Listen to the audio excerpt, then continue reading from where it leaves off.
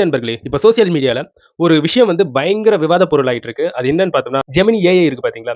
So அதுல வந்து photos வந்து அப்லோட் பண்றாங்க. இப்போ அது வந்து ஒரு ட்ரெண்டா போயிட்டு இருக்கு. ஃபோட்டோஸ வந்து அப்லோட் பண்ணி, அந்த ப்ராம்ப்ட்ல வந்து இந்த ஃபோட்டோஸ் பின்னாடி சிங்கம் கர்ஜிக்கிற மாரி வேணும்.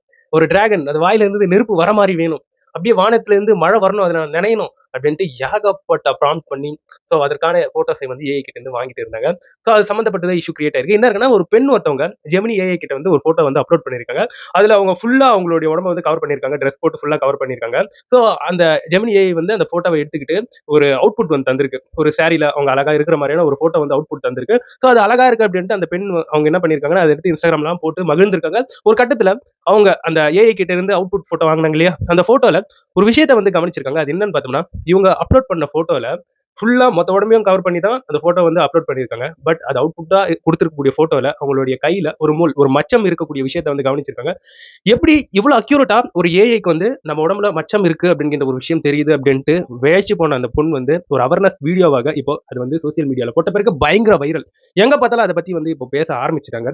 ஸோ அதாவது இப்போ சொல்லிட்டு இருக்காங்க ஏஐ உடைய வளர்ச்சி என்பது 2026, 27 செம்ம அபரிவிதமாக இருக்கும் அப்படின்னு சொல்லிட்டு இருக்காங்க. அதுக்கு முக்கிய காரணம் என்னன்னா நம்ம செய்யக்கூடிய ப்ராம்ப்டிங், நம்ம அப்லோட் பண்ணக்கூடிய அந்த விஷயங்கள், நம்ம பண்ணக்கூடிய அந்த போட்டோஸ் இதெல்லாம் வச்சு தான் ஏஐ வந்து பயங்கரமா ஜென்ரேட் பண்ணி பயங்கரமா டெவலப் பண்ணி அதை வந்து செம்மையா கொண்டு வர போறாங்க.